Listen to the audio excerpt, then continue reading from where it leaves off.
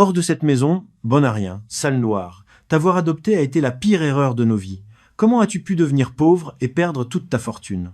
Tu n'es qu'un fardeau qui ne sert à rien. » Après avoir prononcé ces paroles, la mère adoptive, accompagnée de son mari, chassa l'homme de leur maison comme un animal, sans savoir qu'ils commettaient la pire erreur de leur vie. Ce soir-là, Samuel Herrera, un homme à la peau noire, descendit du taxi. Il était vêtu simplement, comme quelqu'un qui n'a pas un sou en poche, mais il marchait avec assurance. Sa famille l'accueillit avec une porte ouverte et des sourires qu'il ne se souvenait pas avoir vus durant son enfance. « Samuel !» s'exclama Elena, sa mère adoptive, en le serrant fort dans ses bras. « Regarde-toi, j'ai toujours su que tu y arriverais. » Roberto, le père, lui serra la main avec respect. « Tu as bâti cette fortune tout seul. Ça, ce n'est pas donné à tout le monde. » Depuis le salon apparut Ivan, son frère adoptif. « Eh bien, regarde-moi ça, » dit-il avec un sourire maîtrisé. « Celui qui est sorti du quartier et qui revient en homme accompli. » Après cet accueil chaleureux, ils lui servirent à manger, lui offrirent la meilleure chaise, écoutèrent chacun de ses mots avec attention. Il y avait de la fierté dans l'air. Même Ivan se montra cordial, presque aimable. Tout était parfait, trop parfait, pour cette famille qu'il avait toujours méprisée. Alors, Samuel, remarquant cette amabilité, parla sans dramatiser. « Famille, je voulais vous dire quelque chose d'important. Les choses ont mal tourné et j'ai tout perdu. J'ai perdu l'argent, j'ai perdu la maison et maintenant je n'ai plus rien, absolument rien. » Le silence fut immédiat. Elena retira lentement ses mains de la table. Roberto évita de le regarder. Ivan lâcha un rire sec. « Ah, je comprends mieux, dit-il. Je me disais bien que quelque chose ne collait pas. »« Ivan, murmura Elena. Quoi ? Poursuivit-il. C'est toujours pareil. Quand il y a de l'argent, tout le monde est exemplaire. Quand il n'y en a plus, ils viennent demander l'hospitalité. » Il s'interrompit. « Ici, on n'est pas un refuge pour les ratés, ajouta Ivan. On en a déjà assez fait. On peut porter un costume, dit-il en baissant la voix, mais quand on redevient pauvre, on redevient ce qu'on est. Les regards des membres de la famille n'étaient plus les mêmes, l'apparence d'amabilité avait complètement disparu. À sa place ne restait que du mépris, celui que Samuel connaissait trop bien depuis l'enfance. Et alors Ivan dit autre chose, quelque chose qui n'était ni une plaisanterie ni une allusion, quelque chose qui fit clairement comprendre que pour eux, Samuel n'avait jamais fait partie de la famille. « Ne fais pas ta victime, » dit Ivan en haussant la voix. « Ici, personne n'est surpris. Depuis que tu étais enfant, tu avais toujours cette tête de pauvre, tu avais toujours besoin de plus que les autres. » Samuel leva le regard. Personne ne le soutint. Roberto parla pour la première fois, d'un ton las, presque agacé. « On t'a adopté, Samuel. On t'a donné un nom de famille, un toit, à manger. On a fait ce que tes vrais parents n'ont pas voulu faire. » Et il poursuivit. « De toute façon, on a toujours su que ça pouvait arriver. Il y a des gens qui sont marqués par leur race, peu importe les opportunités qu'on leur donne. » Ivan sourit maintenant sans se cacher. « Exactement. C'est pour une bonne raison que tes vrais parents t'ont abandonné. On n'abandonne pas un enfant sans raison. Ils ont vu quelque chose que nous aussi avons vu avec le temps, mais il était déjà trop tard pour te renvoyer à l'orphelinat. » Ivan continua en élevant encore plus la voix. « Tu as toujours été un pari perdant, une dépense inutile, une erreur qu'on a essayé de corriger. Tu t'es cru important parce que tu avais de l'argent, ajouta-t-il. Mais regarde-toi maintenant sans rien, comme avant, comme toujours. » Samuel sentit un nœud dans sa poitrine. Malgré tout, il ne discuta pas, ne cria pas. Il se contenta d'écouter. « Ici, il n'y a pas de place pour les ratés, dit Roberto. On en a assez fait pour toi. Ne nous impose pas ce fardeau maintenant. » Elena évita de le regarder. « Tu devrais chercher ailleurs, murmura-t-elle. Ici, on ne peut plus t'aider. » En entendant cela, Samuel respira profondément, et pour la première fois depuis qu'il avait franchi cette porte, il parla sans baisser le regard. « Je ne suis pas un fardeau, » dit-il d'une voix tendue mais ferme. « Je ne l'ai jamais été. Tout ce que j'ai, je l'ai gagné par mon travail. Je ne vous ai jamais rien demandé. »« Ça suffit !» intervint Roberto en frappant la table. « Je ne vais pas te laisser hausser le ton dans ma maison. »« Hausser le ton ?» répondit Samuel. « C'est vous qui me jetez ma vie entière à la figure. » Elena secoua la tête. Ce petit noir, toujours aussi problématique, comme quand il était enfant. Ivan se leva brusquement. « Tu sais quel a été le problème depuis le début ?» cracha-t-il. « C'est que tu m'as toujours fait honte. Honte qu'ils aient adopté un noir bon à rien, que les gens posent des questions, qui te regardent et nous regardent, nous. » À ce moment, l'air devint lourd. « Tu m'as fait honte dès le premier jour, continua Ivan. À l'école, dans le quartier, dans la famille. Tu as toujours été ce maudit rappel d'une mauvaise décision de mes parents. Samuel encaissa le coup, mais resta ferme. Je n'étais qu'un enfant, dit-il. Je voulais juste appartenir à une famille. Et tu n'as jamais appartenu, répondit Ivan. Parce que tu n'étais pas comme nous, parce que tu ne cadrais pas dans notre famille, parce que tu étais une erreur qu'ils ont essayé de maquiller en œuvre de charité. Roberto se leva. Ça suffit. On ne va pas tolérer ce drame. Si tu n'as plus rien à apporter, si tu viens ici pour faire pitié, le mieux c'est que tu dégages et que tu ne réapparaisses plus jamais dans nos vies.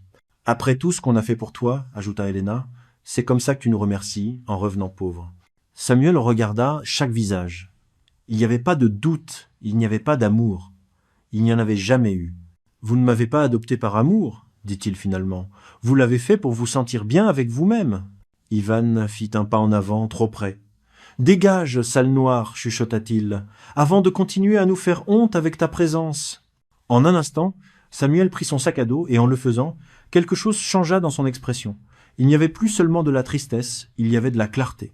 Et tandis qu'il marchait vers la porte, il sut que cette nuit n'était pas la fin de quelque chose, mais le début de quelque chose qu'aucun d'entre eux n'était préparé à affronter. Samuel s'arrêta près de la porte, il ne l'ouvrit pas tout de suite, il se retourna lentement, comme quelqu'un qui a besoin de dire quelque chose, même s'il sait qu'il ne sera pas écouté. « Malgré tout ce que je viens d'entendre, dit-il d'une voix brisée, moi, je vous ai aimé, je vous ai vraiment aimé, même si vous ne m'avez jamais regardé de la même façon. » Personne ne répondit.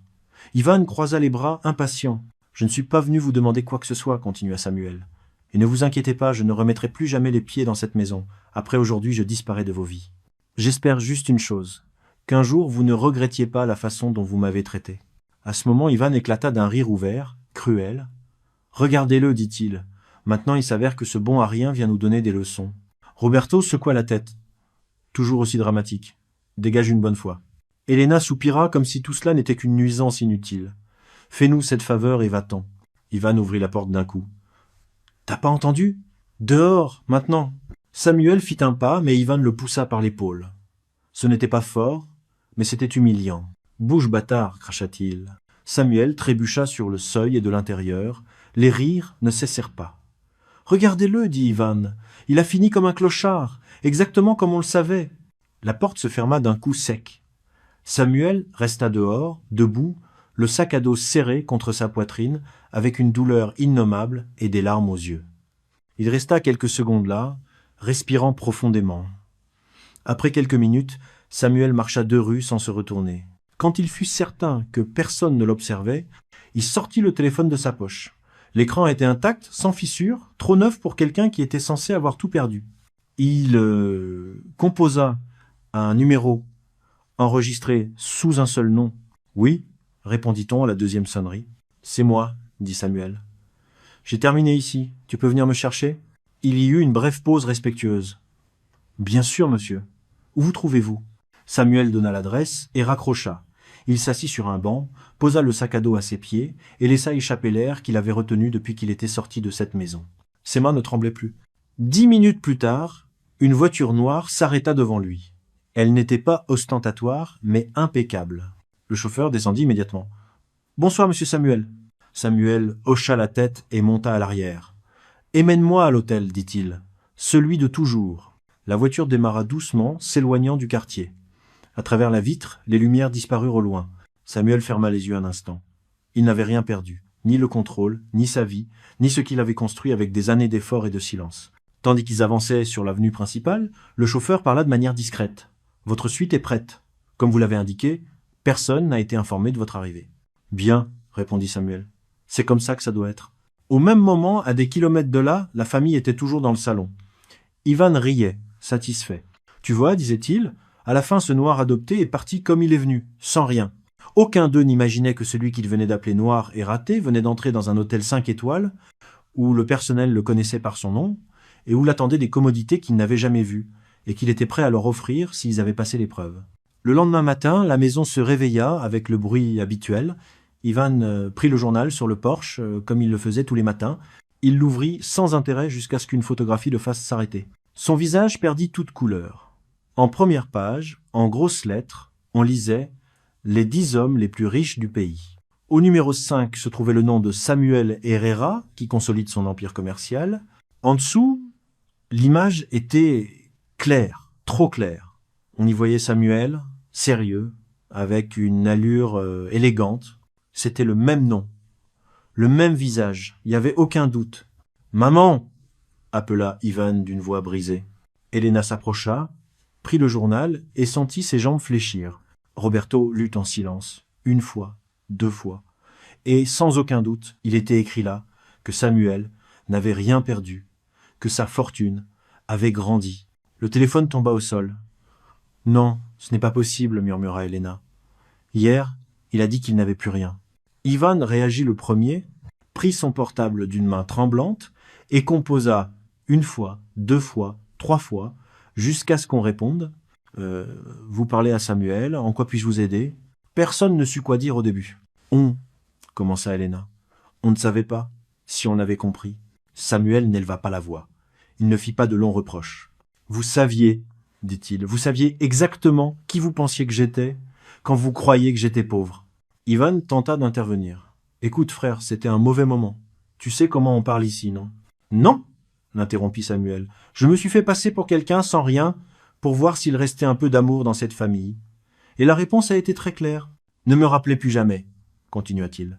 Hier, vous m'avez dit tout ce que j'avais besoin d'entendre. » La ligne resta muette. Ivan baissa lentement le téléphone.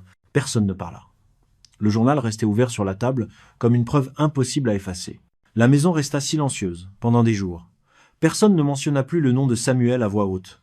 Mais il était partout, dans le journal, plié sur la table. À la télévision, quand passait une nouvelle économique, dans les conversations gênantes, avec des voisins qui maintenant posaient des questions avec curiosité, Ivan fut le premier à sentir le poids réel de ce qui s'était passé. Les moqueries s'éteignirent. L'assurance se transforma en rage. Le temps passa. Des mois plus tard, Roberto, le père adoptif, tomba soudainement malade. Le diagnostic fut clair et brutal. Il avait besoin d'une opération urgente, complexe, coûteuse, trop coûteuse pour eux. Les portes se fermèrent une à une, prêts refusés, aide insuffisante, l'argent ne suffisait pas. Ce fut Elena qui, les mains tremblantes, dit ce que personne ne voulait dire, nous devons demander de l'aide à Samuel. Ivan ne répondit pas. Il n'avait plus de paroles dures, seulement de la peur. Le téléphone sonna pendant plusieurs secondes avant que Samuel ne décroche. « Samuel, c'est Elena, dit-elle entre ses larmes. Je sais qu'on n'a aucun droit. Je sais qu'on t'a déçu, mais ton père est gravement malade, il a besoin de cette opération. Pardonne-nous, pardonne-moi. » De l'autre côté, Samuel écouta en silence, sans interrompre ni réclamer. « Ivan veut aussi te parler, ajouta-t-elle. « Il est là. »« Ce n'est pas la peine, répondit Samuel avec calme. J'en ai assez entendu cette nuit-là. »« S'il te plaît, chuchota Elena. On s'est trompé, on a été cruel, on a dit des choses impardonnables. » Il y eut une longue pause. « Demain, dit Samuel, on vous informera depuis l'hôpital. Ne me rappelez plus. » Il raccrocha. Le lendemain, le médecin informa la famille que l'opération était prise en charge. Entièrement, Roberto survécut. Des semaines plus tard, alors qu'il était déjà rétabli, Samuel apparut dans la chambre. Il ne portait pas de costume cher, il ne portait pas d'orgueil, seulement de la sérénité. « Je ne viens pas rester, dit-il, ni reconstruire quoi que ce soit. » Roberto pleura. « On ne mérite pas ça, admit-il. On t'a abandonné en tant que parent. » Samuel acquiesça. « Oui, mais je n'allais pas devenir comme vous. » Il se leva pour partir. « Samuel, dit Ivan brisé. Pardonne-moi, fiston. » Samuel le regarda une dernière fois. « Bien sûr que je te pardonne. Ça ne me sert à rien d'avoir de la haine dans le cœur. Mais le pardon ne signifie pas toujours revenir. Parfois, ça signifie simplement ne pas répéter les mêmes schémas. » Il sortit sans se retourner. Il ne revint jamais. Avec les années, le nom de Samuel Herrera devint courant dans les cercles d'affaires, mais il commença aussi à se faire entendre dans d'autres espaces plus discrets, fondations, hôpitaux, programmes éducatifs. Il ne donna jamais d'interview sur son passé, ne parla jamais de cette famille. Il n'en avait pas besoin. Son histoire n'avait plus besoin d'explications. Roberto vécut plus longtemps que ce que les médecins avaient prévu. L'opération lui avait sauvé le corps, mais pas la conscience. Il comprit trop tard que le véritable échec n'avait pas été Samuel, mais eux, incapables d'aimer sans condition. Elena apprit à vivre avec une culpabilité constante. Au fond, elle savait que l'argent n'avait pas été l'épreuve la plus dure, mais la pauvreté morale qu'ils avaient mise à nu quand ils avaient cru que Samuel ne valait rien. Ivan changea lentement. Il ne devint pas quelqu'un de bien, mais il prit conscience. Chaque fois qu'il voyait le nom Herrera dans les nouvelles, il se souvenait de sa propre voix chargée de haine et comprenait qu'il y a des erreurs qui ne se compensent pas par le repentir, seulement par le silence. Samuel, de son côté, choisit une autre forme de famille. Des personnes qui ne lui demandaient pas d'où il venait, mais où il allait. Des personnes qui ne mesuraient pas sa valeur par sa couleur de peau ni par son compte en banque. Il en aida beaucoup sans donner son nom, peu, être pour guérir ce que d'autres avaient brisé. Il ne revint jamais. Ce n'était pas nécessaire. Il avait fermé ce chapitre par un acte qu'aucun d'entre eux n'attendait. L'humanité. Car au final, celui qui avait été traité comme un moins que rien fut le seul à prouver qu'il était bien plus. N'oublie pas de commenter de quel pays tu nous regardes. Si cette vidéo t'a plu, tu dois voir cette autre où un mari humilie sa femme devant le juge parce qu'elle est pauvre et noire, mais elle l'a laissée à la rue. Clique maintenant et on se retrouve là-bas. N'oublie pas de t'abonner et de laisser ton like pour qu'on te ramène plus d'histoires qui révèlent la vérité cachée.